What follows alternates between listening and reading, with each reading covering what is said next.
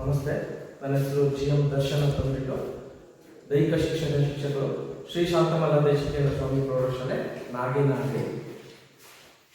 ಇವತ್ತು 8ನೇ ತರಗತಿಯ ವಾಲಿಬಾಲ್ ತಾತ್ವಿಕ ಪಾಠವನ್ನು ಬೋಧಿಸ್ತಾ ಇದ್ದೀನಿ. ವಾಲಿಬಾಲ್ ಈ ಆಟವನ್ನು ದೈಹಿಕ ಶಿಕ್ಷಣದಲ್ಲಿ ಈ ಕೆಳಗಿನ ಅಂಶಗಳನ್ನು ನಾವು ತಿಳ್ಕೊಳ್ತೀವಿ. ಯಾವ್ಯಾವ ತಿಳ್ಕೊಳ್ತೀವಿ? ವಾಲಿಬಾಲ್ ಆಟದ ಇತಿಹಾಸ. ಪ್ರತಿಯೊಂದು ಕ್ರೀಡೆಗೂ ಸಹ ತನ್ನದೇ ಆದಂತಹ ಇತಿಹಾಸವನ್ನ ಹೊಂದಿದೆ. ಪ್ರತಿಯೊಂದು ಯಾವುದೇ ಗೇಮ್ ತಗೊಳ್ಳಿ ಈ ಪ್ರಪಂಚದಲ್ಲಿ ಅದು ತನ್ನದೇ ಆದಂತಹ ಇತಿಹಾಸಗಳನ್ನ ಹೊಂದಿದೆ. ಹೇಗೆ ಹುಟ್ಟಿತು, ಯಾರು ಕಲಿತರು, ಯಾವ ದೇಶದಿಂದ ಈ ಆಟವನ್ನ ಪರಿಚಯ ಮಾಡಿಕೊಟ್ರು ಅನ್ನೋದನ್ನ ಇಲ್ಲಿ ತಿಳಿಸ್ಕೊಡಲಾಗಿದೆ. ಅದೇ ತರ ವಾಲಿಬಾಲ್ಗೂ ಸಹ ತನ್ನದೇ ಆದಂತಹ ಇತಿಹಾಸವನ್ನ ಹೊಂದಿದೆ. ವಾಲಿಬಾಲ್ ಅಂಕಣ, ಮಾದರಿ ಹಾಗೂ ಅಳತೆ, ಆಟದಲ್ಲಿ ಬಳಸುವಂತಹ ಉಪಕರಣಗಳು, ಇವುಗಳನ್ನು ನಾವು ಇವತ್ತು ತಿಳ್ಕೊಳ್ತೀವಿ. ಏನೇನು ಆಟದಲ್ಲಿ ಏನೇನು ಬಳಸ್ತೀವಿ, ಅಂಕಣದ ಅಳತೆ ಎಷ್ಟಿರುತ್ತೆ, ಹೇಗೆ ಅಂಕಣವನ್ನು ತಯಾರು ಮಾಡ್ತೀವಿ, ಎಲ್ಲವನ್ನೂ ಸಹ ನಾವು ಇವತ್ತು ತಿಳ್ಕೊಳ್ತೀವಿ. ಇನ್ನೊಂದು ವಾಲಿಬಾಲ್ ಆಟದ ನಿಯಮಗಳು. ನಿಯಮಗಳು ಅಂದ್ರೆ ಏನು? ಯಾರಾದ್ರೂ ಹೇಳ್ತೀರಾ? ನಿಯಮಗಳು ಅಂದ್ರೆ ನಾವು ಆಡುವಂತಹ ಆಟ ತನ್ನದೇ ಆದಂತಹ ರೀತಿ ನೀತಿಗಳನ್ನ ಹೊಂದಿರುತ್ತೆ. ಹೀಗೆ ಆಟ ಆಡಬೇಕು, ಇದೇ ತರನೇ ಆಟ ಮುಗಿಸ್ಬೇಕು, ಇದೇ ತರ ಆಟ ಪ್ರಾರಂಭಿಸಬೇಕು ಅನ್ನೋದು ಈ ಎಲ್ಲಾ ಆಟಗಳಲ್ಲೂ ಸಹ ಅದರದೇ ಆದಂತಹ ನಿಯಮಗಳನ್ನ ಇರುತ್ತೆ. ಅದೇ ರೀತಿ ವಾಲಿಬಾಲ್ ನಲ್ಲೂ ಇದೆ. ಅದನ್ನ ತಿಳ್ಕೊಳ್ಳೋಣ. ಹೇಗೆ ಪ್ರಾರಂಭ ಮಾಡ್ತೀವಿ, ಹೇಗೆ ಆಡ್ತೀವಿ, ಯಾವ ತರ ಆಟ ಆಡ್ತೀವಿ, ಕೊನೆಗೆ ಯಾವ ರೀತಿಯಾಗಿ ಆಟವನ್ನ ಮುಗಿಸ್ತೀವಿ ಅನ್ನೋದನ್ನು ಸಹ ನಾವು ಇಲ್ಲಿ ತಿಳ್ಕೊಳ್ತೀವಿ. ಮೊದಲನೇದಾಗಿ ಇತಿಹಾಸ. ಇತಿಹಾಸ ಅಂದ್ರೆ ಏನು? ಹಿಂದೆ ನಡೆದಿರುವಂತಹ ಘಟನೆಗಳನ್ನ ನಾವು ಇತಿಹಾಸ ಅಂತ ನಾವು ಸಮಾಜ ವಿಷಯದಲ್ಲಿ ತಿಳ್ಕೊಂಡಿದ್ದೀವಿ ಅಲ್ವಾ? ಹಾಗೆ ಇದನ್ನು ಸಹ ವಾಲಿಬಾಲ್ ಆಟ ಹೇಗೆ ಉಗಮವಾಯಿತು ಅನ್ನೋದನ್ನ ಇತಿಹಾಸದ ಪುಟಗಳಲ್ಲಿ ಸೇರಿದೆ. ಅದರ ಬಗ್ಗೆ ನಾವು ಇವತ್ತು ಪರಿಚಯವನ್ನ ಮಾಡ್ಕೊಳ್ತಾ ಇದ್ದೀವಿ. ವಾಲಿಬಾಲ್ ಅನ್ನ ಯಾಕೆ ಕಂಡುಹಿಡಿದ್ರು, ಯಾವಾಗ ಕಂಡುಹಿಡಿದ್ರು? ವಾಲಿಬಾಲ್ ಅನ್ನ ವಿಲಿಯಂ ಜಿ ಮಾರ್ಗನ್ ಎನ್ನುವವರು 1895ರಲ್ಲಿ ಪ್ರಾರಂಭ ಮಾಡಿದ್ರು. ಅವರು ಪ್ರಾರಂಭವನ್ನ ಹೇಗ್ ಮಾಡಿದ್ರು ಅಂದ್ರೆ, ಮೊದಲು ರಿಕ್ರಿಯೇಷನ್ ಗೇಮ್ ಆಗಿ ಅಂದ್ರೆ ಮನೋರಂಜನಾ ಆಟವಾಗಿ ಆಟವನ್ನ ಪ್ರಾರಂಭ ಮಾಡಿದ್ರು. ಹೇಗೆ? 2 ಕಂಬಗಳನ್ನ ನೆಟ್ಟಿ ಅದಕ್ಕೆ ದಾರವನ್ನ ಕಟ್ಟಿದ್ರು. ಈಗ ಎಲ್ಲ ಹೇಗೆ ಇಷ್ಟೇ ಹೈಟ್ ನಟ್ಟಿರ್ಬೇಕು, ಇಷ್ಟೇ ಹೈಟ್ ಕೋಲ್ಸ್ ಇರ್ಬೇಕು ಅಂತಿದೆ ಅಲ್ವಾ? ಆದ್ರೆ ಅವಾಗ ಹೆಂಗಿರ್ಲಿಲ್ಲ. ಅವಾಗ ಏನು ಗೊತ್ತಿಲ್ಲ, ವಾಲಿಬಾಲ್ ಅಂದ್ರೆ ಏನು ಗೊತ್ತಿಲ್ಲ, ಹೇಗೆ ಆಡಿಸ್ಬೇಕು ಏನು ಗೊತ್ತಿಲ್ಲ. ಸುಮ್ಮನೆ ನಟ್ ಕಟ್ಟಿದ ಕಂಬ ನೆಟ್ಟಿದ್ರು, ಅದಕ್ಕೊಂದು ದಾರ ಕಟ್ಟಿದ್ರು, ಅದ್ರ ಮೇಲೆ ಬಟ್ಟೆಯಿಂದ ಸುತ್ತಿದ ಒಂದು ಬಾಲನ್ನ ಮಾಡಿಕೊಂಡು ಏನ್ ಮಾಡಿದ್ರು, ಆಟವನ್ನ ಆಡ್ತಾ ಇದ್ರು. ಅದು ಹೇಗೆ ಅಂದ್ರೆ ಮನೋರಂಜನಾ ಆಟವಾಗಿ ಸುಮ್ಮನೆ ಹೆಂಗ್ ಬೇಕಂಗೆ ಹಿಡಿದಾಕೋದು ಮಾಡೋದು ಎಲ್ಲ, ಬಟ್ ಆ ನಟ್ಟಿನ ಮೇಲಿಂದ ಬಾಲನ್ನ ಕಳಿಸುವಂತ ಒಂದು ರೀತಿಯನ್ನು ಮಾಡಿಕೊಂಡ್ರು. ಅದನ್ನ ಮೇಲಿಂದ ಬರೋದನ್ನ ಏನಂತ ಕರಿತೀವಿ ನಾವು? ವಾಲಿ ಅಂತ ಕರಿತೀವಿ. ಆ ವಾಲಿ ಅನ್ನೋ ಪದದಿಂದ ಏನಾಯ್ತು? ವಾಲಿ ಬಾಲನ್ನ ದಾರದ ಮೇಲಿಂದ ಕಳಿಸುತ್ತ ಆಟವನ್ನ ಆಡ್ತಾ ಏನಾಯ್ತು? ವಾಲಿಬಾಲ್ ಎನ್ನುವಂತ ಪದವನ್ನ ಬಂದಾಯ್ತು. ಗೊತ್ತಾಯ್ತಲ್ಲ? ಅದನ್ನ ನಾವು ತಿಳ್ಕೊಳ್ತೀವಿ. ಮೊದಲು ಆ ವಾಲಿಬಾಲ್ ಅನ್ನೋ ಹೆಸರು ಕರೆಯೋಕ್ಕಿಂತ ಮೊದಲು ಮಿಂಟೋ ನೆಟ್ ಅನ್ನೋ ಒಂದು ಹೆಸರಿನಿಂದ ಕರೀತಾ ಇದ್ರು. ಹಾಗಾಗಿ ಇದನ್ನ ಓಲಿಯೋಕ್ ಮ್ಯಾಸಚೂಸೆಟ್ಸ್ ಎಂಬಲ್ಲಿ 1895 ಫೆಬ್ರವರಿ 9ನೇ ತಾರೀಕು ಇದಕ್ಕೆ ವಾಲಿಬಾಲ್ ಅನ್ನೋ ಹೆಸರನ್ನ ಕರೆಯಲಾಯಿತು. ಇದಕ್ಕೆ ಮೊದಲನೇ ಹೆಸರಿತ್ತು ಅಂತ ಹೇಳಿದ್ನಲ್ಲ ನಿಮಗೆ, ವಾಲಿಬಾಲ್ ಅನ್ನೋ ಆಟಕ್ಕೆ ಏನ್ ಹೇಳಿ? Minto net. ಆ ಮಿಂಟೋ ನೆಟ್ ಅನ್ನ ಕರೆಯುತ್ತಿದ್ದನ್ನ ಏನ್ ಮಾಡಿದ್ರು? ವಾಲಿಬಾಲ್ ಅಂತ ಅಂದ್ಬಿಟ್ಟು 1895ರಲ್ಲಿ ಕರೆದ್ರು.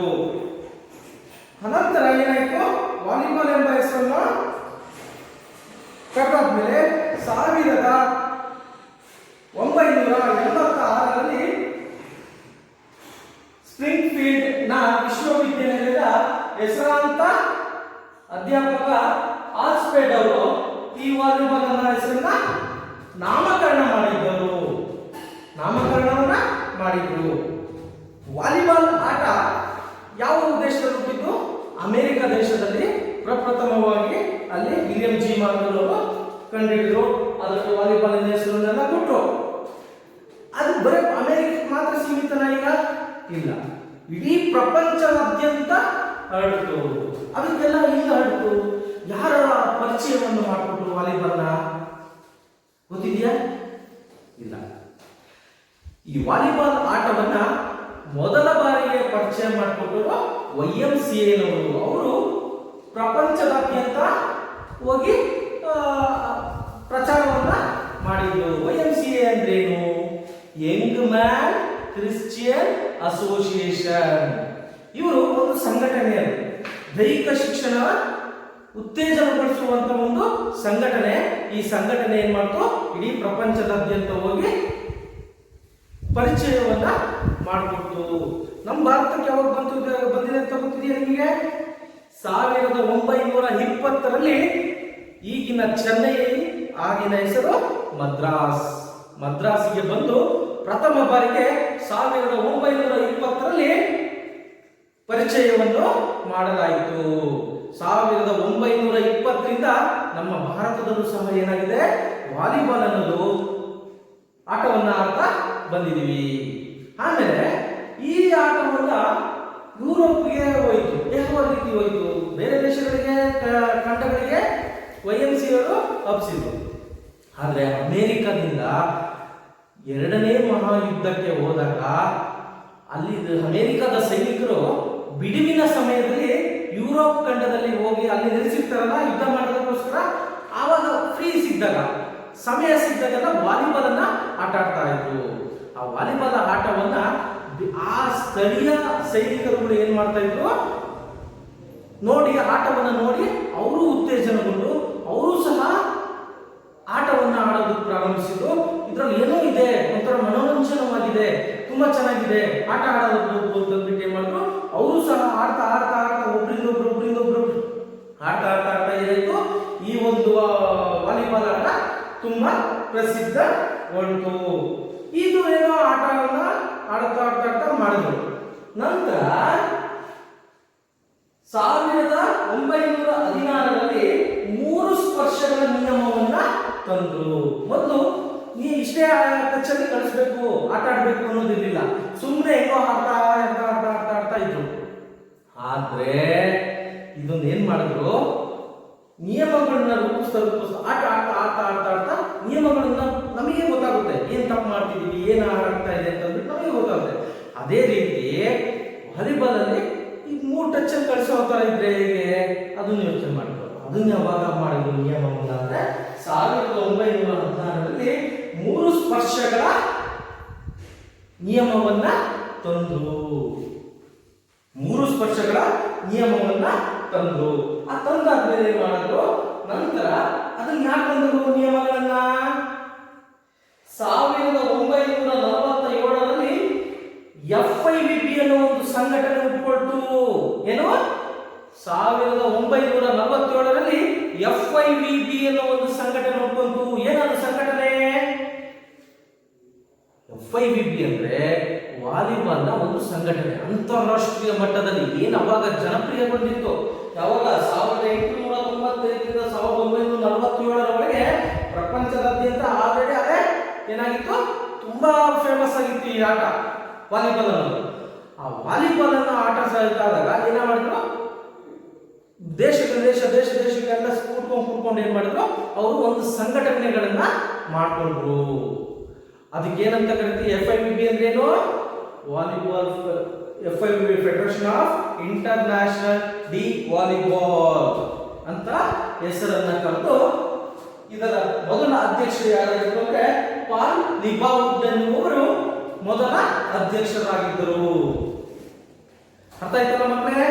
ಹೇಳಿದ್ದು FIVB ಅನ್ನೋ ಒಂದು ಸಂಘಟನೆ ಇವತ್ತಿಗೂ ಸಹ ವಾಲಿಬಾಲ್ನ ನಿಯಮಗಳನ್ನ ಬದಲಾಯಿಸೋದಕ್ಕೆ ಅದೇ ಪ್ರಮುಖ ಕಾರಣವಾಗಿರುತ್ತೆ. ಪ್ರತಿಯೊಂದು ಪಂದ್ಯಾಟಗಳನ್ನು ಆಡಿಸಿದಾಗ ಅವರು ವೀಕ್ಷಣೆ ಮಾಡ್ತಾರೆ, ನಿಯಮಗಳನ್ನ ಬದಲಾಯಿಸೋದಕ್ಕೆ ವೀಕ್ಷಣೆ ಮಾಡ್ತಾರೆ. ಈ ರೀತಿ ಮಾಡಿದ್ರೇನು, ಈ ರೀತಿ ಮಾಡಿದ್ರೆ ಹೇಗೆ ಅನ್ನೋದನ್ನ ಇವರು ಏನ್ ಮಾಡ್ತಾರೆ, ಈ FIVB ಅವರು ನೋಡ್ತಾರೆ, ಅಬ್ಸರ್ವ್ ಮಾಡಿ ಈ ರೀತಿ ಮಾಡೋದಾಗ್ಬಿಟ್ಟು ಏನ್ ಮಾಡ್ತಾರೆ, FIVBಯ ಎಲ್ಲಾರನ್ನೂ ಸಹ ಸಂಘಟನೆಗೆ ಏನ್ ಸದಸ್ಯರು ಇರ್ತಾರೋ ಅವ್ರನ್ನೆಲ್ಲ ವರ್ಷದಲ್ಲಿ ಒಂದ್ಸಲಿ ಕರೆದ್ಬಿಟ್ಟು ನೋಡಿ ಈ ರೀತಿ ಚೇಂಜ್ ಮಾಡೋಣ, ಈ ಆಟದಲ್ಲಿ ಈ ತರ ತಪ್ಪಿದೆ, ಈ ತರ ಇದೆ, ತೊಂದರೆ ಇದೆ, ಇದನ್ನ ಈ ರೀತಿ ಬದಲಾಯಿಸೋಣ ಅನ್ನೋಂತ ಯಾವ ಮಾಡ್ತಾರೆ, ಈ FIVB ಅವರು ಈ ಕೆಲಸವನ್ನ ಮಾಡ್ತಾರೆ. ನಾವು ನೀವು ಮಾಡೋದಕ್ಕೆ ಬರಲ್ಲ, ನಾವು ನೀವು ಏನಾದ್ರು ಮಾಡ್ಕೊಂಡ್ರೆ ಇಲ್ಲಷ್ಟೇ ಆಡಕ್ ಸಾಧ್ಯ. ಇದು ಯಾವುದೇ ನಿಯಮಗಳು ನಾವು ಬೇರೆ ಕಡೆ ಹೋಗಿ ಅಳವಡಿಸೋಕ್ಕಾಗಲ್ಲ. ಆದ್ರೆ ನಾವು ಬೇರೆ ಕಡೆ ಎಲ್ಲಾ ಕಡೆನೂ ಬದಲಾಯಿಸಬೇಕು ಅಂದ್ರೆ ಯಾರು ಮಾಡ್ಬೇಕು, ಅದನ್ನ FIVB ಅವ್ರು ಮಾಡ್ಬೇಕು. ನಮ್ಮ ಭಾರತದಲ್ಲೂ ಇದೆ ಯಾವುದು, ನಮ್ಮ ಸಂಘಟನೆ VFI, volleyball federation of India. ಅದೇ ರೀತಿ ನಮ್ಮ ಕರ್ನಾಟಕದಲ್ಲೂ ಇದೆ ಯಾವುದು, ವಾಲಿಬಾಲ್ನ ಸಂಘಟನೆ KVA, ಕರ್ನಾಟಕ ವಾಲಿಬಾಲ್ ಅಸೋಸಿಯೇಷನ್. ಯಾವುದು, ಕರ್ನಾಟಕ ವಾಲಿಬಾಲ್ ಅಸೋಸಿಯೇಷನ್ ಅನ್ನೋ ಒಂದು ಸಂಘಟನೆ ಇದೆ. ಆ ಸಂಘಟನೆಗಳು ಏನ್ ಮಾಡುತ್ತೆ ಅಂದ್ರೆ ಪ್ರತಿ ವರ್ಷ ಕ್ರೀಡಾಕೂಟಗಳನ್ನ ಆಯೋಜಿಸೋದು ಹಾಗೂ ತಂಡವನ್ನ ಕಟ್ಟಿಸುವಂತ ಒಂದು ಕೆಲಸವನ್ನ ಅವರು ಮಾಡ್ತಾರೆ. ಸ್ಪರ್ಧೆಗಳನ್ನ ಏರ್ಪಡಿಸಿದಾಗ ಏನ್ ಮಾಡ್ತೀವಿ, ನಾವು ಸಹ ಒಂದು ತಂಡವನ್ನ ಮಾಡ್ಕೊಂಡು ಹೋಗ್ತೀವಿ. ಅಲ್ಲಿ ಹೋದಾಗ ಏನ್ ಮಾಡ್ತೀವಿ, ಆಟ ಆಡ್ತೀವಿ. ಸೋಲು ಗೆಲುವು ಇದ್ದಿದ್ದೆ, ಆದ್ರೆ ನಾವು ಅಲ್ಲಿ ಆಟ ಆಡ್ತಾ ಇದೀವಿ ಬನ್ನಿ ಹೋಗೋಣ ಅಂತ ನಾವೇನ್ ಮಾಡ್ತೀವಿ, ಒಗ್ಗೂಡ್ತೀವಿ. 8, 10 ಜನ, 12 ಜನ, ಒಂದು ತಂಡದಲ್ಲಿ ಎಷ್ಟು ಜನ ಇರಬೇಕು, ವಾಲಿಬಾಲ್ ಅಲ್ಲಿ 12 ಜನ ಇರಬೇಕು. ನಾವೇನ್ ಮಾಡ್ತೀವಿ, ನಾವು ಒಗ್ಗೂಡ್ತೀವಿ. ನಾವು ಡೈಲಿ ಏನ್ ಮಾಡ್ತೀವಿ, ಅಭ್ಯಾಸವನ್ನ ಮಾಡ್ತೀವಿ. ಅಭ್ಯಾಸ ಮಾಡಿ ಏನ್ ಮಾಡ್ತೀವಿ, ಯಾವ್ದಾದ್ರು ಒಂದು ಸ್ಪರ್ಧೆಗಳಲ್ಲಿ ಭಾಗವಹಿಸ್ತೀವಿ. ಆ ಸ್ಪರ್ಧೆಗಳನ್ನ ಆಯೋಜಿಸೋರು ಯಾರು, ಅಸೋಸಿಯೇಷನ್ ಅವರು, ಫೆಡರೇಷನ್ ಅವರು ಆಯೋಜಿಸ್ತಾರೆ. ನಂತರ ಈಗ ಇತಿಹಾಸವನ್ನು ನಾವು ತಿಳ್ಕೊಂಡ್ವಿ. ಈಗ ಏನು ತಿಳ್ಕೊಳ್ತೀವಿ, ವಾಲಿಬಾಲ್ ಅಂಕಣದ ಅಳತೆ, ಆಟದಲ್ಲಿ ಬಳಸುವ ಉಪಕರಣಗಳನ್ನ ನಾವು ಈಗ ತಿಳ್ಕೊಳ್ಳೋಣ.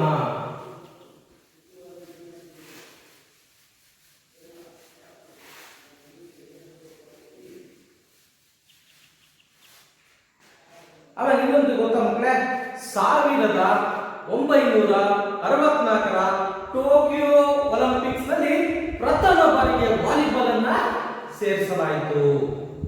ಅರ್ಥ ಆಯ್ತಾ? ಒಲಿಂಪಿಕ್ ಗೇಮ್ಸ್ ಬಗ್ಗೆ ನಿಮಗೆ ತಿಳ್ಕೊಂಡಿದ್ದೀರಿ ಅಲ್ವಾ?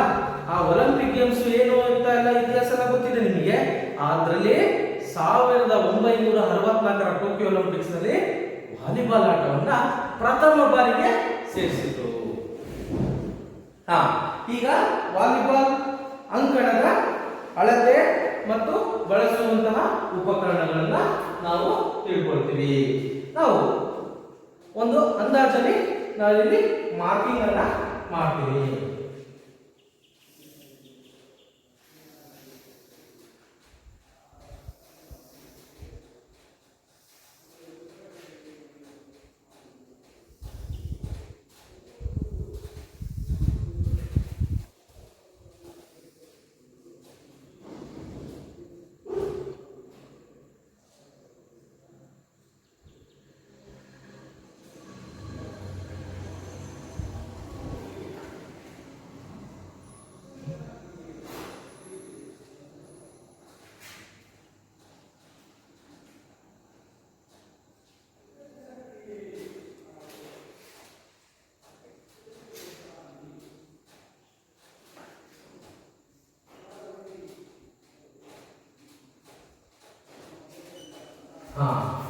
ನೋಡಿ ಮಕ್ಕಳೇ, ನೀವು ಸಾಮಾನ್ಯವಾಗಿ ಡೈಲಿ ಆಡ್ತಿದ್ದೀರಿ, ಪ್ರತಿನಿತ್ಯ ಪ್ರಾಕ್ಟೀಸ್ ಮಾಡ್ತಾ ಇದ್ದೀರಿ, ಅವಾಗ ಅಂಕಣವನ್ನು ನೋಡ್ತಿರ್ತೀರಿ. ಆದ್ರೆ ಸ್ಪಷ್ಟವಾದಂತಹ ಒಂದು ಚಿತ್ರ ಬರಬೇಕು ಅಂದ್ರೆ ನಿಮಗೆ ಕಣ್ಮುಂದೆ ಈ ಚಿತ್ರವನ್ನು ನೋಡಿ ಮಕ್ಕಳೇ. ಈ ರೀತಿ ಅಂಕಣವನ್ನು ನಾವು ತಯಾರು ಮಾಡಿದ್ವಿ ಅಲ್ವಾ ಹೊರಗಡೆ ಮೈದಾನದಲ್ಲಿ. ಅದರ ಅಳತೆ ಅನ್ನೋದ್ರ ಬಗ್ಗೆ ಸಹ ನಿಮಗೆ ಒಂದು ತಿಳಿಸ್ಕೊಡ್ತೀನಿ ನೋಡಿ. ನಾವು ಪ್ರತಿಯೊಂದು ಕ್ರೀಡೆಗಳನ್ನ ಆಡಬೇಕು ಅಂದ್ರೆ ಅದು ತನ್ನದೇ ಆದಂತಹ ಆಯಾ ಅಳತೆಯನ್ನ ಹೊಂದಿರುತ್ತದೆ. ವಾಲಿಬಾಲಿಗೆ ಇದರಲ್ಲಿ ನಾವು ಫುಟ್ಬಾಲ್ ಆಡಕ್ ಬರಲ್ಲ, ಫುಟ್ಬಾಲಿಗೆ ಅದರದೇ ಆದಂತಹ ಅಂಕಣಗಳಿರುತ್ತೆ. ಇದರಲ್ಲಿ ಕಬಡ್ಡಿ ಆಡಕ್ ಬರಲ್ಲ, ಯಾಕೆ ಕಬಡ್ಡಿಗೆ ತನ್ನದೇ ಆದಂತಹ ಆಯಾ ಅಳತೆಗಳನ್ನ ಹೊಂದಿರುತ್ತೆ. ಆ ಅಳತೆಯಲ್ಲಿ ಹಾಕೊಂಡು ಮಾರ್ಕ್ ಮಾಡಿಕೊಂಡು ನಾವು ಆಟವನ್ನು ಆಡಬೇಕು. ಇದು ಯಾವುದು ವಾಲಿಬಾಲ್ ಅಲ್ವಾ. ಮುಂದಿನ ತರಗತಿಗಳಲ್ಲಿ ನಾವು ಶಟಲ್ ಬ್ಯಾಡ್ಮಿಂಟನ್ ಇದೆ, ಹಾಕಿ ಇದೆ, ಬಾಸ್ಕೆಟ್ಬಾಲ್ ಇದೆ, ಎಲ್ಲ ನಾವು ತಿಳ್ಕೊಳ್ತಾ ಹೋಗೋಣ ಆ ಅಂಕಣಗಳನ್ನ. ಬಟ್ ವಾಲಿಬಾಲ್ಗೆ ತನ್ನದೇ ಆದಂತಹ ಅಂಕಣಗಳನ್ನ ಹೊಂದಿದೆ ಅಲ್ವಾ ಮಕ್ಕಳೇ. ಈ ಅಂಕಣವನ್ನ 2 ಭಾಗಗಳನ್ನಾಗಿ ವಿಂಗಡಿಸಲಾಗಿದೆ ಅಲ್ವಾ. ಈ ವಿಂಗಡಿಸಿರುವುದು ಸೆಂಟರ್ ಲೈನ್, ನಡುರೇಖೆ ಅಂತ ಕರೀತೀವಿ. ಗೊತ್ತಿಲ್ಲ ಅಂದ್ರೆ ಅರ್ಥ ಏನು, ನಾವು ವಾಲಿಬಾಲ್ ಅನ್ನ ಯಾವುದೋ ಒಂದು ತಂಡ ಅಭ್ಯಾಸವನ್ನ ಮಾಡೋಕ್ಕಾಗಲ್ಲ, ಮ್ಯಾಚ್ ಆಡಕ್ಕಾಗಲ್ಲ. ಎದುರಾಳಿ ತಂಡ ಇದ್ರೆ ಮಾತ್ರ ನಾವು ಆಟವನ್ನ ಆಡೋದಕ್ಕಾಗದು. ಹಾಗಾಗಿ ಈ ನಡುರೇಖೆ ಏನ್ ಮಾಡಿದೆ, ಸೆಂಟ್ರಲ್ ಲೈನು ಈ ಅಂಕಣವನ್ನ, ವಾಲಿಬಾಲ್ ಅಂಕಣವನ್ನ ವಿಭಜಿಸಿದೆ. ಅಂದ್ರೆ ಎ ತಂಡ ಒಂದ್ ಕಡೆ ಇದ್ರೆ ಬಿ ತಂಡ ಇನ್ನೊಂದು ಕಡೆ ಆಟವನ್ನ ಆಡ್ತಾ ಇರುತ್ತೆ. ಈಗ ಅಳತೆ ಬಗ್ಗೆ ನಾವು ತಿಳ್ಕೊಳ್ಳೋಣ, ಎಷ್ಟೆಷ್ಟು ಇರುತ್ತೆ ಅಂತ. ಇಲ್ಲಿ ಇದನ್ನ ಏನಂತೀವಿ, ಈ ಬಿಂದುವಿನಿಂದ ಈ ಬಿಂದುವಿಗೆ ಸೈಡ್ ಲೈನ್ ಅಂತ ಕರಿತೀವಿ, ಬದಿ ರೇಖೆ ಅಂತ ಕರಿತೀವಿ. ಅದೇ ರೀತಿ ಇದು ಈ ಬಿಂದುವಿನಿಂದ ಈ ಬಿಂದುವಿಗೆ ಎಷ್ಟಿರುತ್ತೆ, 9 ಮೀಟರ್ ಇರುತ್ತೆ. ಎಷ್ಟು? 9 ಮೀಟರ್. ಉದ್ದ 18 ಮೀಟರ್. ಅಗಲ ಎಷ್ಟು? 9 ಮೀಟರ್ ಇರುತ್ತೆ. ಈ 9 18ರಲ್ಲಿ ಅರ್ಧ ಮಾಡಿದ್ರೆ ಎಷ್ಟು? 9 ಮೀಟರ್. ಅಂದ್ರೆ ಅಲ್ಲಿಗೆ ಅರ್ಧ ಅಂಕಣದ ಅಳತೆ 9 ಸ್ಕ್ವೇರ್. ಎಷ್ಟು? 9 ಸ್ಕ್ವೇರ್ ಆಗಿರುತ್ತೆ. 9 ಸ್ಕ್ವೇರ್ ಇಂಟು 2. ಇದು 9, ಹಿಂಗೂ 9 ಇರುತ್ತೆ, ಈಗೂ 9 ಇರುತ್ತೆ, ಈಗೂ 9 ಇರುತ್ತೆ, ಈಗೂ 9 ಇರುತ್ತೆ. ಇದೇ ರೀತಿ ಇನ್ನೊಂದು ಅರ್ಧ ಅಂಕಣದಲ್ಲೂ ಸಹ ಅದೇ ರೀತಿ ಇರುತ್ತದೆ. 9 ಮೀಟರ್, 9 ಮೀಟರ್, 9 ಮೀಟರ್, 9 ಮೀಟರ್. ಇದೆಷ್ಟಿರುತ್ತೆ? 18 ಮೀಟರ್. ಇದೇನೋ ತಿಳ್ಕೊಂಡ್ಬಿಟ್ರೆ ನಿಮಗೆ ಇದೇನು ಅಂತ ಗೊತ್ತಾಯ್ತಾ? ಇದು ಯಾಕೆ ಹಾಕಿದೀವಿ ಅಂತ ಗೊತ್ತಿದೆಯಾ? ಈ ಗೆರೆಯನ್ನ ನಾವು ಆಕ್ರಮಣ ಗೆರೆ ಅಂತ ಕರಿತೀವಿ. ಇಂಗ್ಲಿಷ್ ಅಲ್ಲಿ ಹೇಳ್ತಾರೆ ಅಟ್ಯಾಕ್ ಲೈನ್, ಅಟ್ಯಾಕ್ ಲೈನ್ ಅಂತ ಕರಿತೀವಿ. ಇದು ಏನು ಹಾಕಿದೀವಿ, ಏನು ಅನ್ನೋದನ್ನ ನಾನು ತಿಳಿಸ್ಕೊಡ್ತೀನಿ. ಇದು ಈ ಸೆಂಟರ್ ಲೈನ್ ಇದೆಯಲ್ಲ, ಈ ಸೆಂಟರ್ ಲೈನ್ ಇಂದ ಇಲ್ಲಿಗೆ 3 ಮೀಟರ್ ಇರುತ್ತೆ. ತುಂಬಾ ಈಸಿಯಾಗಿ ಅಂಕಣವನ್ನ ಹಾಕುವಂತ ಕ್ರೀಡೆ ಯಾವುದು ಅಂದ್ರೆ ವಾಲಿಬಾಲ್. ಅತಿ ಬೇಗನೆ ನಾವು ಅಂಕಣವನ್ನ ರಚಿಸಬಹುದು. 9 ಮೀಟರ್ಗೆ 3 ಮೀಟರ್ ಕಳೆದ್ರೆ ಎಷ್ಟಾಯ್ತು? 6 ಮೀಟರ್. 6 ಮೀಟರ್ ಎಲ್ಲಿದೆ? ಈ ಅಟ್ಯಾಕ್ ಲೈನ್ ಇಂದ ಈ ಎಂಡ್ ಲೈನ್ಗೆ 6 ಮೀಟರ್ ಇರುತ್ತೆ. ಈಗ ಎಷ್ಟು ಗೊತ್ತಾಯ್ತಲ್ಲ? ಇದಕ್ಕೆ ಸೈಡ್ ಲೈನ್ ಅಂತ ಕರಿತೀವಿ, ಇದಕ್ಕೆ ಎಂಡ್ ಲೈನ್ ಅಂತ ಕರಿತೀವಿ, ಇದಕ್ಕೆ ಸೆಂಟರ್ ಲೈನ್ ಅಂತ ಕರಿತೀವಿ, ಇದಕ್ಕೆ ಎರಡಕ್ಕೂ ಏನಂತ ಕರಿತೀವಿ? ಅಟ್ಯಾಕ್ ಲೈನ್ ಅಂತ ನಾವು ಕರಿತೀವಿ. ಆಯ್ತು, ಅಟ್ಯಾಕ್ ಲೈನ್ ಎಲ್ಲ ಹಾಕಿದೀವಿ. ಇದೇನು ಹಾಕಿದೀವಿ, ಇದೇನು ಹಾಕಿದೀವಿ ಗೊತ್ತಿದೆಯಾ? ವಾಲಿಬಾಲ್ ಆಟದಲ್ಲಿ ರೊಟೇಷನ್ ಎನ್ನುವ ಒಂದು ನಿಯಮವನ್ನ ಹೊಂದಿದೆ. ರೊಟೇಷನ್ ಅಲ್ಲಿ ಎಷ್ಟು ಜನ ಆಡ್ತಾರೆ ವಾಲಿಬಾಲ್? 6 ಜನ ಆಡ್ತೀವಲ್ಲಪ್ಪ.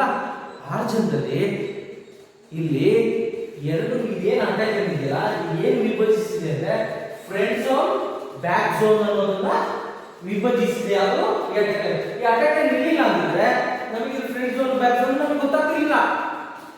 ಹಾಗಾಗಿ ಅಟ್ಯಾಕ್ ಇರೋದ್ರಿಂದ ನಮಗೆ ಫ್ರಂಟ್ ಝೋನ್, ಬ್ಯಾಕ್ ಝೋನ್ ಅನ್ನೋದು ನಮಗೆ ಗೊತ್ತಾಗುತ್ತೆ. ಮುಂದಿನ ಬದಿ ರೇಖೆ, ಹಿಂದಿನ ಬದಿ ಅಂತ ನಮಗೆ ಇಲ್ಲಿ ಗೊತ್ತಾಗುತ್ತೆ ಅಲ್ವಾ? ಇದು ಯಾಕೆ ಹಾಕಿರ್ತೀವಿ ಅನ್ನೋದನ್ನ ಈಗ ನೆಕ್ಸ್ಟ್ ಹೇಳ್ಕೊಡ್ತೀನಿ. ಈಗ ಯಾಕೆ ಹಾಕಿದ್ದೀವಿ ಅಂದ್ರೆ ಈಗ ನಾವು ತಿಳ್ಕೊಳ್ಳೋದು. ಇದಕ್ಕೆ ಏನಂತ ಕರಿತೀವಿ ಅಂದ್ರೆ ಎಕ್ಸ್ಟೆಂಡೆಡ್ ಝೋನ್ ಅಂತ ಕರಿತೀವಿ. ಎಕ್ಸ್ಟೆಂಡೆಡ್ ಲೈನ್ಸ್ ಅಂತ ಕರಿತೀವಿ. ಅಂದ್ರೆ ಇದು ಎಕ್ಸ್ಟೆಂಡೆಡ್ ಏನ್ ಝೋನ್ ಇರುತ್ತಲ್ಲ ಆ ಝೋನ್ ಅಲ್ಲಿ ಹೋಗಿರುತ್ತೆ. ಯಾಕೆ ಹೋಗಿರುತ್ತೆ ಅಂದ್ರೆ ಈ ಅಟ್ಯಾಕ್ ಲೈನ್ ಇನ್ನೂ ಮುಂದುವರೆದಿದೆ ಅಂತ ಅಂದ್ಬಿಟ್ಟು ಯಾಕೆ ಹಾಕಿದೀವಿ ಅಂತ ಅಂದ್ಬಿಟ್ಟು ಮುಂದಿನ ತರಗತಿಯಲ್ಲಿ ಹೇಳ್ಕೊಡ್ತೀನಿ ನಾನು. ಇದನ್ನ ಎಷ್ಟು ಇರ್ತಿದ್ದು 1.75 ಮೀಟರ್ಸ್ ಇರುತ್ತೆ. 15 ಸೆಂಟಿಮೀಟರ್ಸ್ ಇರುತ್ತೆ. ಯಾಕೆ ಈ ಡಾಟ್ ಡಾಟ್ ಹಾಕಿದೀವಿ ಅಂದ್ರೆ ಅದು ನಿರಂತರ ಇದೆ ಅಂತ ಅರ್ಥ. ಅಂದ್ರೆ ನಾವು ಬರೀ 1.75 ಅಂತ ಆಗಿದೀವಿ, ಆದ್ರೆ ಅದೇನಾಗಿದೆ ಅಂದ್ರೆ ಮುಂದುವರೆದಿದೆ ಅಂತ ಅರ್ಥ. ಅದಕ್ಕೋಸ್ಕರ ಈ ತರ ಡಾಟ್ ಡಾಟ್ ಡಾಟ್ ಹಾಕ್ತೀವಿ. ಇದು ಎಷ್ಟು ಇರುತ್ತೆ ಅಂದ್ರೆ ಈ ಸೈಡ್ ಲೈನ್ ಇಂದ 20 ಸೆಂಟಿಮೀಟರ್ ಗ್ಯಾಪ್ ಇರುತ್ತೆ. ನಂತರ 15 ಸೆಂಟಿಮೀಟರ್ ಗೆರೆ ಇರುತ್ತೆ. 15 ಸೆಂಟಿಮೀಟರ್ ಉದ್ದ ಗೆರೆ, 5 ಸೆಂಟಿಮೀಟರ್ ಅಗಲ ಇರುತ್ತೆ. ನಂತರ 20 ಸೆಂಟಿಮೀಟರ್ ಗ್ಯಾಪ್ ಇರುತ್ತೆ. ಮತ್ತೆ 15 ಸೆಂಟಿಮೀಟರ್ ಅದು ಉದ್ದ, 5 ಸೆಂಟಿಮೀಟರ್ ಅಗಲ, ಮತ್ತೆ ಒಂದು ಡಾಟ್ ಇರುತ್ತೆ. ಈ ರೀತಿ 5 ಡಾಟ್ಗಳು ಎಷ್ಟಾಗುತ್ತೆ? 15 × 5 20 × 5 ಇಷ್ಟು ಸೇರಿಸಿದ್ರೆ ಏನಾಗುತ್ತೆ 1.75. ಅಂದ್ರೆ ಒಂದೇ ಗೆರೆ ಏನಿದೆಯಲ್ಲ ತುದಿ ಇದೆಯಲ್ಲ ಪಾಯಿಂಟ್, ಇಲ್ಲಿಂದ ಈ ಸೈಡ್ ಲೈನ್ಗೆ ಕರೆಕ್ಟ್ ಆಗಿ 1.75 ಮೀಟರ್ಸ್ ಬರುತ್ತೆ. ಅರ್ಥ ಆಯ್ತಲ್ಲ ಮಕ್ಕಳೇ? ಇದು ಯಾಕೆ ಹಾಕಿರ್ತೀವಿ ಅಂತಂದ್ರೆ ಬ್ಯಾಕ್ ಲೈನ್ ಪ್ಲೇಯರ್ ಅಂತ ಹೇಳಿ ಬ್ಯಾಕ್ ಝೋನ್ ಪ್ಲೇಯರ್ಸ್ ಅಂತ ಕರಿತೀವಲ್ಲ, ಆ ಬ್ಯಾಕ್ ಝೋನ್ ಪ್ಲೇಯರ್ಸ್ಗಳು ಪಾಸ್ ಅನ್ನ ಸೆಟ್ ಮಾಡಿದಾಗ ಅಟ್ಯಾಕ್ ಲೈನ್ ಹೊರಗಡೆಯಿಂದಲೇ ಜಂಪ್ ಮಾಡಿ ಹೊಡಿಬೇಕು. ಅಂದ್ರೆ ಅಟ್ಯಾಕ್ ಲೈನ್ ಹೊರಗಡೆಯಿಂದಲೇ ಜಂಪ್ ಮಾಡಿ ಹೊಡಿಬೇಕು. ಅವನೇನೋ ಈ ಅಟ್ಯಾಕ್ ಲೈನ್ ಅನ್ನ ತುಳಿದು ಹೊಡೆದ್ರೆ ಅದು ಫೌಲು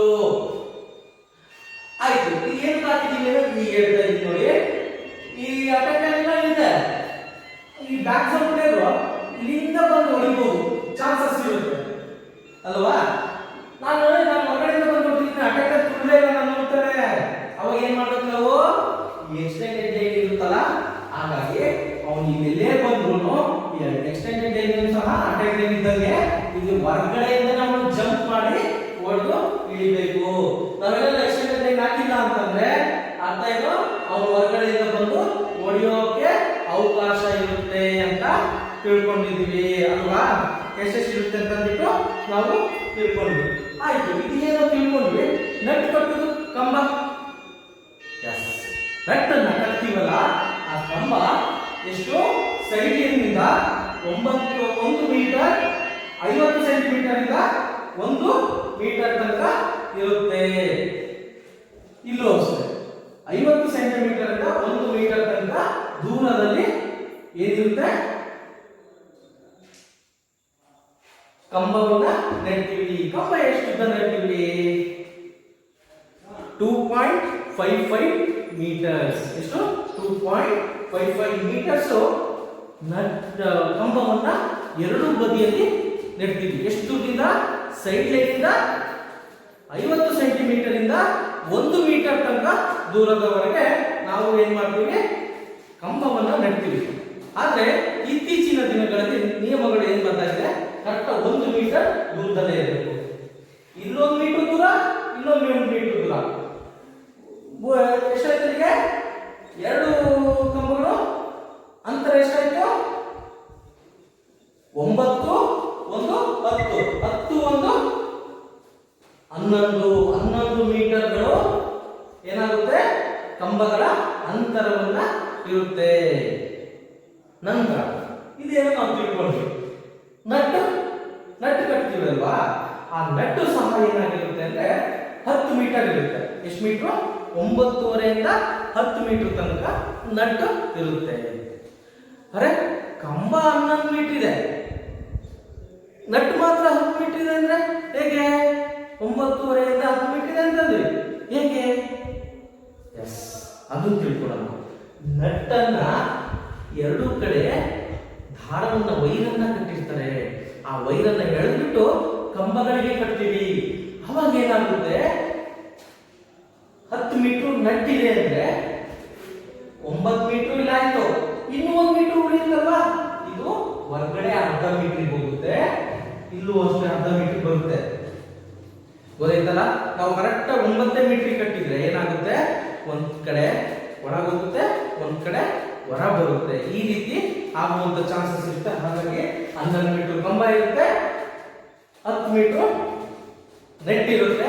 ಆ ನೆಟ್ ಅಲ್ಲಿ 50 ಸೆಂಟಿಮೀಟರ್ ಇಲ್ಲಿ ಹೊರಗೆ ಹೋಗುತ್ತೆ, 50 ಸೆಂಟಿಮೀಟರ್ ಇಲ್ಲಿ ಬರುತ್ತೆ. ಏನಕ್ಕೆ ಅಂತ ಹೇಳಿ ಅದು ಆ ತರ ಕಟ್ಟೋದ್ರಿಂದ ಬದಿಯಲ್ಲಿ ನೆಟ್ಟಿನ ಬದಿ ಎರಡೂ ಬದಿಯಲ್ಲಿ ಏನ್ ಮಾಡ್ತೀವಿ, ಆಂಟನಾ ಅನ್ನೋ ಒಂದು ವಸ್ತುವನ್ನ ನಾವು ಕಟ್ತೀವಿ. ಅರ್ಥ ಆಯ್ತಲ್ಲ? ಆಂಟನಾ ಅನ್ನೋ ಒಂದು ವಸ್ತುವನ್ನ ನಾವು ಏನ್ ಮಾಡ್ತೀವಿ, ಕಟ್ತೀವಿ. ಹೌದು, ಆಂಟನಾ ಅಂದ್ರೇನು, ಏನು ಕಟ್ತೀವಿ?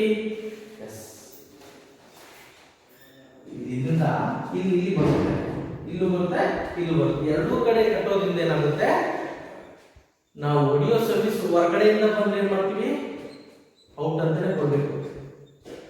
ಅಥವಾ ಆಂಟೆನೆ ಟಚ್ ಆಗಿ ಕೋರ್ಟ್ ಒಳಗೆ ಬಿದ್ರು ಸಹ ಅಂಕಣದ ಒಳಗೆ ಅದನ್ನ ನಾವೇನ್ ಮಾಡ್ತೀವಿ, ಔಟ್ ಅಂತಾನೆ ಕನ್ಸಿಡರ್ ಮಾಡ್ತೀವಿ. ಯಾಕೆಂದ್ರೆ ಆ 9 ಮೀಟರ್ ಅಂಕಣದ ಒಳಗಡೆ ಬಂದಿಲ್ಲ, ಬಾಲು ಹೊರಗಡೆಯಿಂದ ಬಂದಿದೆ ಅಂತ ಅಂದ್ಬಿಟ್ಟು ನಾವೇನ್ ಮಾಡ್ತೀವಿ, ಇಲ್ಲಿ ಗುರುತಿಸ್ತೀವಿ. ಅದಕ್ಕೋಸ್ಕರ ನಾವು ಆಂಟೆನಾವನ್ನ ಕಟ್ಟಿರ್ತೀವಿ. ಹಾಗಾಗಿ ಆಂಟೆನಾವನ್ನ ಕಟ್ಟೋದ್ರಿಂದ ಇಲ್ಲಿ 50 ಸೆಂಟಿಮೀಟರ್, ಇಲ್ಲಿ 50 ಸೆಂಟಿಮೀಟರ್ ಇಲ್ಲಿ ನಟ್ಟು ಅಂಕಣದ ಹೊರಗಡೆ ಬರುತ್ತೆ. ಅಲ್ಲಿಂದ ಮತ್ತೆ 50 ಸೆಂಟಿಮೀಟರ್ ಏನಾಗಿರುತ್ತೆ ಅಂದ್ರೆ ರೋಪ್ ಅನ್ನು ಹಾಕಿ ಆ ಕಂಬಕ್ಕೆ ಕಟ್ಟಿರ್ತೀವಿ. ಆ ಕಟ್ಟೋದ್ರಿಂದ ಏನಾಗುತ್ತೆ, ಕಂಬದ ಆಯ್ತು ಬರುತ್ತೆ, ನೆಟ್ಟು ಬಿಗಿಯಾಗಿ ಎತ್ತರವಾಗಿ ನಿಲ್ಲುತ್ತೆ. ಗೊತ್ತಾಯ್ತಲ್ಲ ಮಕ್ಕಳೇ? ಅಂಕಣವನ್ನ ನಾವು ತಿಳ್ಕೊಂಡ್ವಿ ಅಲ್ಲ, ಎಷ್ಟೆಷ್ಟು ಇರುತ್ತೆ ಏನು ಅನ್ನೋದನ್ನ ನಾವು ತಿಳ್ಕೊಂಡ್ವಿ. ಅರ್ಥ ಆಯ್ತಾ? ನಂತರ ಈ ನಟ್ ಎಷ್ಟಿರ್ಬೇಕು, ಹೈಟು, ನಟ್ ಎಷ್ಟು ಹೈಟ್ ಇರಬೇಕು? ಪುರುಷರಿಗೆ 2.43 ಇರುತ್ತೆ, ಅದೇ ಮಹಿಳೆಯರಿಗೆ 2.24 ಇರುತ್ತೆ. ಎಷ್ಟಿರುತ್ತೆ? 2.24 ಇರುತ್ತೆ. ಪುರುಷರಿಗೆ 2.43 ಮೀಟರ್ಸ್ ಇರುತ್ತೆ, ಮಹಿಳೆಯರಿಗೆ 2.24 ಮೀಟರ್ಸ್ ಎತ್ತರದಲ್ಲಿ ನಾವೇನ್ ಮಾಡ್ತೀವಿ, ನಟ್ಟನ್ನ ಕಟ್ತೀವಿ. ಅದೇ ಸಣ್ಣವರಿಗೆ ಏನ್ ಮಾಡ್ತೀವಿ, ಆಡೋರಿಗೆ 14 ವರ್ಷದ ಒಳಗಿನ ಮಕ್ಕಳಿಗೆ ನಾವು 2.24 ಮೀಟರ್ಸ್ ಹುಡುಗರಿಗೂ ಕಟ್ತೀವಿ, ಹುಡುಗಿಯರಿಗೂ ಸಹ ಅದೇ ನಟ್ಟೈಟಲ್ಲೇ ಆಡಿಸ್ತೀವಿ. ಆದ್ರೆ ಪುರುಷರಿಗೆ ಮಾತ್ರ, ಪುರುಷರಂದ್ರೆ ಯಾರು, ದೊಡ್ಡವರು 16 ವರ್ಷ 17 ವರ್ಷ 18 ವರ್ಷದ ಮೇಲ್ಪಟ್ಟವರಿಗೆ ನಾವು ಪುರುಷರು ಅಂತ ಕರಿತೀವಿ. ಆ ಪುರುಷರಂದ್ರೆ ಬಾಲಕರು ಸಹ ಸೇರ್ಕೊಂತಾರೆ. ಯಾಕೆಂದ್ರೆ ನಾವು PUC ಎಲ್ಲ ಓದ್ತಾ ಇರ್ತಾರೆ, ಅವರಿಗೂ ಸಹ ಏನಾಗಿರುತ್ತೆ, PUC ಡಿಗ್ರಿ ಓದ್ತಿರೋರಿಗೂ ಸಹ ಅದೇ ಹೈಟ್ ಅನ್ನ ನಟ್ಟನ್ನ ಕಟ್ತೀವಿ. ಇದನ್ನೆಲ್ಲ ಮಾಡಿರೋದು ಯಾರು ಅಂದ್ರೆ AFIBB ಅವಾಗಲೇ ಇದ್ದಲ್ಲ, federation of international de volleyball ಅಂತ ಏನಿದೆಯಲ್ಲ, ಇದೇ ರೂಲ್ಸ್ ಮಾಡಿರೋದು. ಕಂಬ ಇಷ್ಟೇ ಹೈಟ್ ಇರಬೇಕು, ಆಂಟನ ಹಿಂಗೆ ಕಟ್ಟಬೇಕು, ಆಮೇಲೆ ನಟ್ ಹೈಟು ಇಷ್ಟೇ ಇರಬೇಕು ಅನ್ನೋದನ್ನ ಯಾರು ಹೇಳಿರೋದು, FIB ಅವರು ರೂಲ್ಸ್ ಮಾಡಿರೋದು ಅಲ್ವಾ. ಇದು ಏನಕ್ಕೆ ನಾವು ಮಾಡಿರ್ತೀವಿ ನಟ್ ಹೈಟು ಅಂದ್ರೆ, ಪುರುಷರು ಹೆಚ್ಚು ದಕ್ಷತೆಯಿಂದ ಆಡುವಂತವರಾಗಿರ್ತಾರೆ. ಹಾಗಾಗಿ ಅವರು ಏನ್ ಮಾಡ್ತಾರೆ, ನಟ್ ಹೈಟು ಜಾಸ್ತಿ ಕಟ್ಟಿರ್ತೀವಿ. ಮಹಿಳೆಯರಿಗೆ ಸ್ವಲ್ಪ ಕಮ್ಮಿ ಇರೋದ್ರಿಂದ ಏನ್ ಮಾಡ್ತೀವಿ, ಅವರಿಗೆ ನಟ್ ಹೈಟ್ ಏನ್ ಮಾಡ್ತೀವಿ, ಸ್ವಲ್ಪ ಮಟ್ಟಿಗೆ ಕಮ್ಮಿ ಮಾಡ್ತೀವಿ. ಇಲ್ಲ ಆಂಟೆನಾ ಅಂತ ಹೇಳಿದ್ರೆ, ಆಂಟೆನಾ ಎಷ್ಟು ಉದ್ದ ಇರುತ್ತೆ, 1.80 ಮೀಟರ್ಸ್. ಎಷ್ಟು? 1.80 ಮೀಟರ್ಸ್ ಇರುತ್ತೆ. ಮುಂದೆ ಬರುತ್ತೆ ವಾಲಿಬಾಲ್ನ ಉಪಕರಣಗಳು ಅನ್ನೋ ಬರೋದ್ರಿಂದ ನಾವು ಅಲ್ಲಿ ತಿಳಿಸ್ಕೊಡ್ತೀವಿ.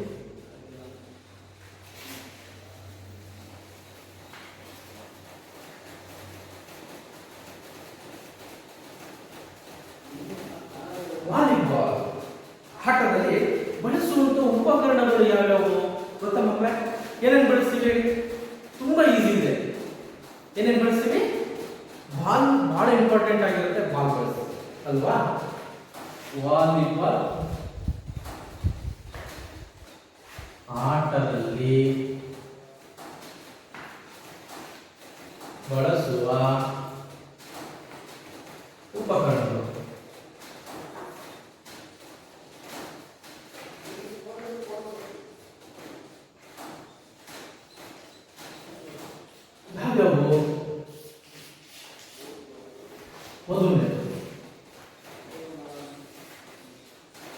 ಬಾಲ್ ಎರಡನೇದು, ನೆಟ್ ಮೂರನೇದು,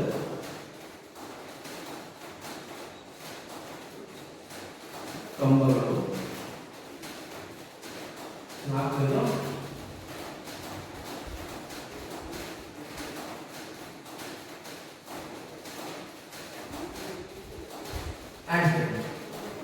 ಇಷ್ಟು ಬಹಳ ಅತಿ ಮುಖ್ಯವಾಗಿ ನಾವು ಬಳಸುವಂಥದ್ದು. ಅಳತೆ ಇರುತ್ತೆ. ಅಳತೆ ಎಷ್ಟು? 5 ಸೆಂಟಿಮೀಟರ್ಗೆ 18 ಮೀಟರ್ ಉದ್ದ, 9 ಮೀಟರ್ ಅಗಲ ಇರುತ್ತೆ ಅಲ್ವಾ? ತಿಳ್ಕೊಂಡ್ರಿ ಅಲ್ವಾ? 5 ಸೆಂಟಿಮೀಟರ್ ಅಗಲ ಇರುತ್ತೆ ಆ ಲೈನು. ಇಲ್ಲಿ ನಾವು ತಿಳ್ಕೊಳ್ಳುವಂಥದ್ದು ಏನಿದೆ? ಬಾಲ್, ಉಪಕರಣಗಳು ಅಂದ್ರೆ ಬಳಸುವಂಥ ವಸ್ತುಗಳು. ಒಂದೊಂದು ಕ್ರೀಡೆಯಲ್ಲಿ ಅವ್ರದೇ ಆದಂತಹ ವಿಭಿನ್ನವಾದಂತಹ ವಸ್ತುಗಳನ್ನು ಅವರು ಬಳಸ್ತಾರೆ. ಫುಟ್ಬಾಲ್ ಅಲ್ಲಿ ಗೋಲ್ ಪೋಸ್ಟ್ ಅಂತ ಬಳಸ್ತೀವಿ, ಹಿಂದ್ಗಡೆ ಬರುವಂತ ಬಲೆಯನ್ನ ಬಳಸ್ತೀವಿ, ಆಮೇಲೆ ಫ್ಲಾಗ್ ಬೋರ್ಡ್ ಬಳಸ್ತೀವಿ. ಇಲ್ಲಿ ಫ್ಲಾಗ್ ಬೋರ್ಡ್ ಬರಲ್ಲ.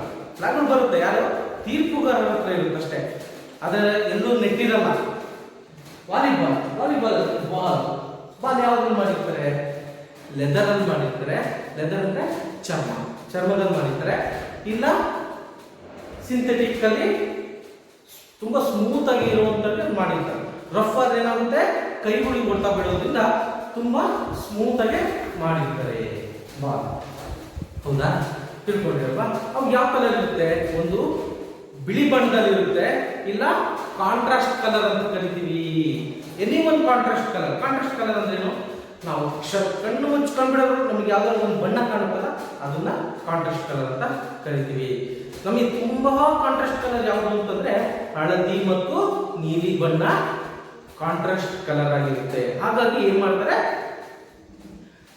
ಸಾಮಾನ್ಯವಾಗಿ ಹಳದಿ ಮತ್ತೆ ನೀಲಿ ಬಣ್ಣದಲ್ಲೇ ಮಿಕ್ಸ್ ಮಾಡಿ ಬಾಲನ್ನ ತಯಾರು ಮಾಡಿರ್ತಾರೆ.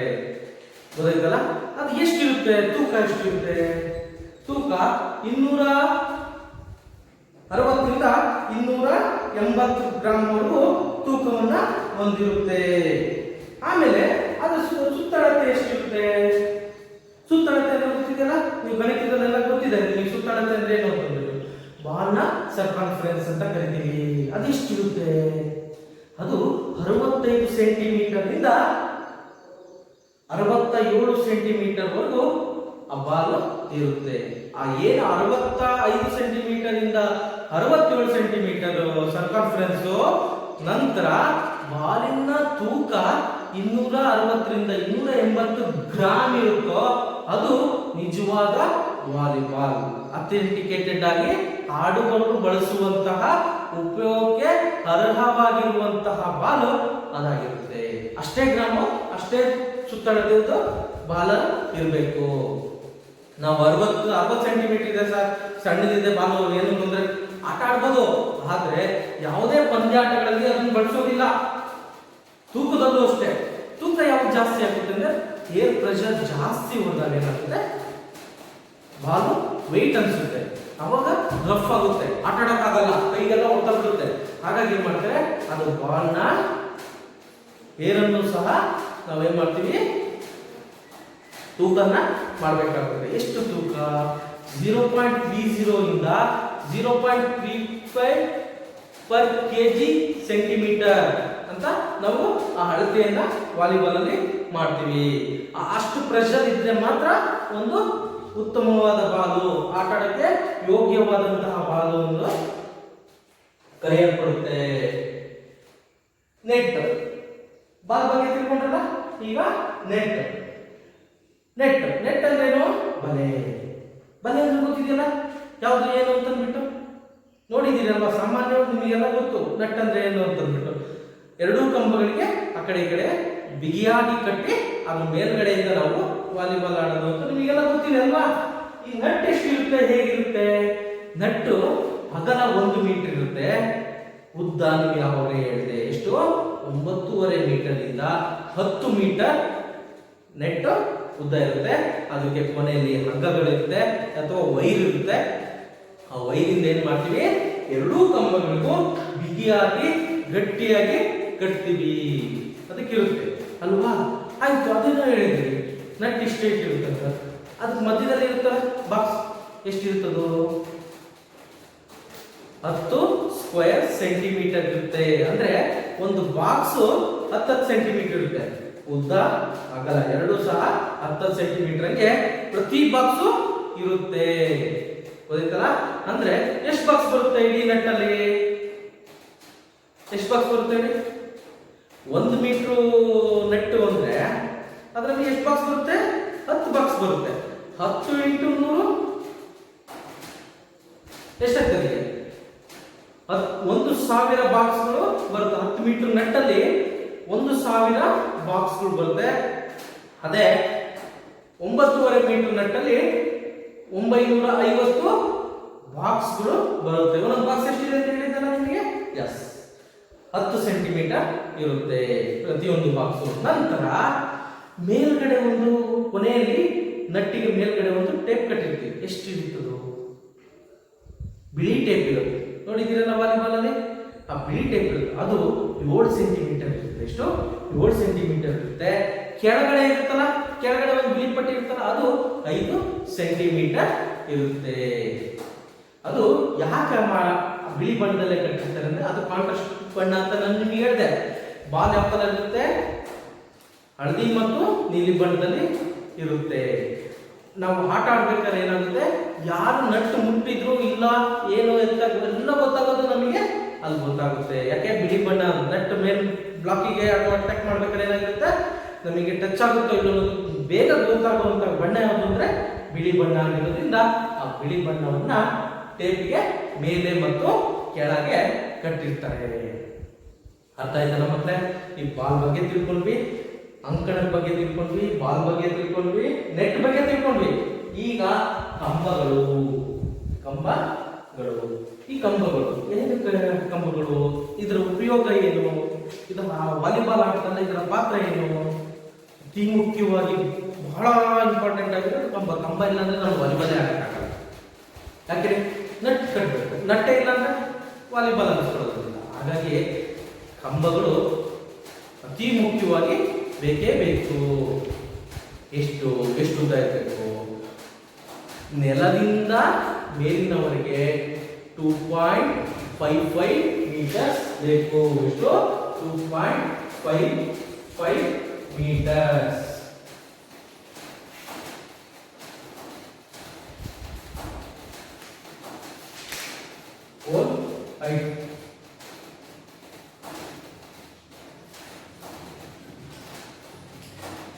ಹೈಟ್ ಎಷ್ಟಿರಬೇಕು? 2.55. ನೆಟ್ ಹೈಟ್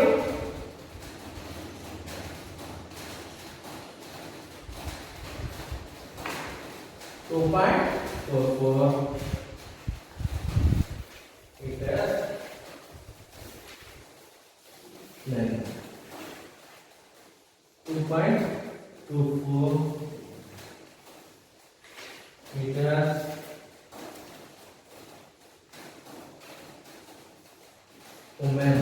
ಅರ್ಥ ಆಯ್ತಲ್ಲ ಮತ್ತೆ?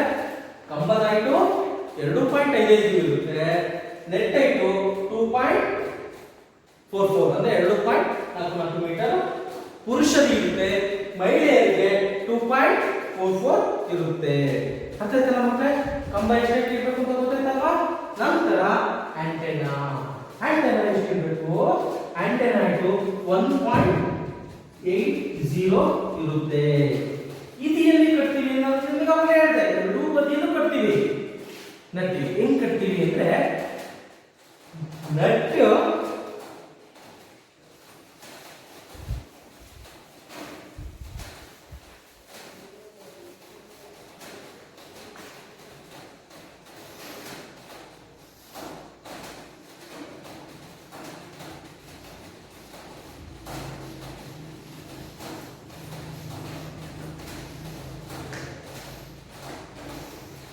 ಈ ರೀತಿ ನಟ್ಟಿದೆ ಅನ್ಕೊಳ್ಳಿ.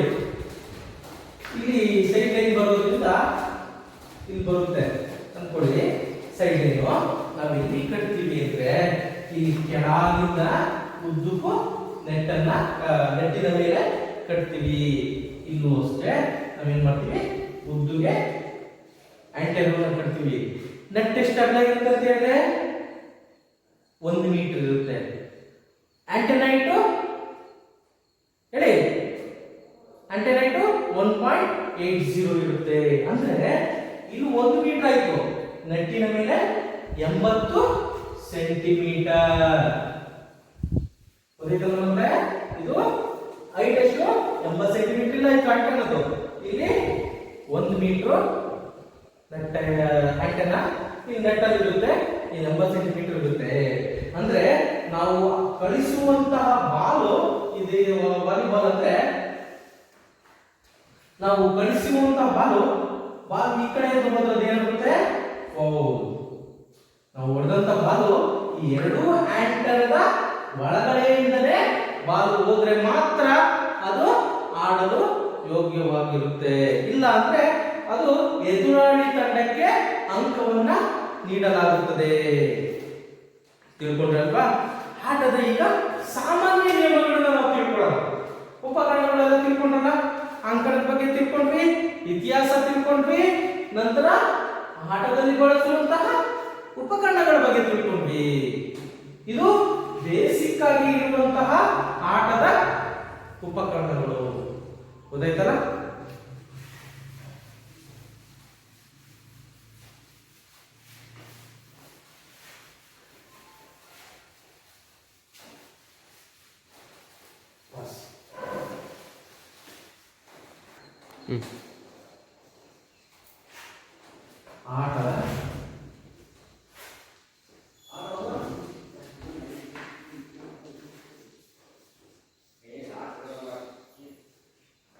ಆಟದ ಸಾಮಾನ್ಯ ನಿಯಮ. ಆಟದ ಸಾಮಾನ್ಯ ನಿಯಮ ಅಂದ್ರೆ ಏನು? ತುಂಬಾ ಬೇಸಿಕ್ ಆಗಿ ಬೇಕಾಗಿರುವಂತದ್ದು. ಏನು ಆಟ ಹೇಗೆ ಆಡ್ತೀರಪ್ಪ? ನೀವು ಹೋಗ್ಬಿಟ್ರೆ ಆಟ ಆಡ್ಬಿಡ್ತೀರಾ, ಪಂದ್ಯಾವಳಿ ಎನಿಸ್ಕೊಳ್ತಾ ಆಗಿಲ್ಲ. ನಾವೇನ್ ಮಾಡ್ತೀವಿ ಅಂದ್ರೆ ಮೊದಲು 2 ತಂಡಗಳು ಬೇಕೇ ಬೇಕು. ಪಂದ್ಯಾಟಗಳನ್ನು ಆಡಿಸಲು 2 ತಂಡಗಳು, ವಿರುದ್ಧ ತಂಡಗಳು ಬೇಕು. ಅಂದ್ರೆ ಎದುರಾಳಿಗಳು ಇದ್ರೆ ಮಾತ್ರ ಅದು ಕ್ರೀಡೆ ಅಂತ ಅನ್ಸ್ಕೊಳ್ಳೋದು, ಇಲ್ಲ ಅಂದ್ರೆ ಕ್ರೀಡೆ ಅಂತ ಅನ್ಸ್ಕೊಳ್ಳೋದೇ ಇಲ್ಲ. ಹಾಗಾಗಿ 2 ತಂಡಗಳನ್ನ ಏನ್ ಮಾಡ್ತಾರೆ, ಅಂಕಣದ ಹತ್ರ ಕರೆದು ತೀರ್ಪುಗಾರರು ಏನ್ ಮಾಡ್ತಾರೆ, ಟಾಸ್ ಮಾಡ್ತಾರೆ, ನಾಣ್ಯವನ್ನ ಚಿಮ್ತಾರೆ. ಚಿಮ್ಮಿ ಯಾವ್ದಾದ್ರು ಒಂದು ತಂಡದವರು ಹೆಡ್ ಅಥವಾ ಟೈಲ್ ಅಂತ ಹೇಳ್ಬೇಕು.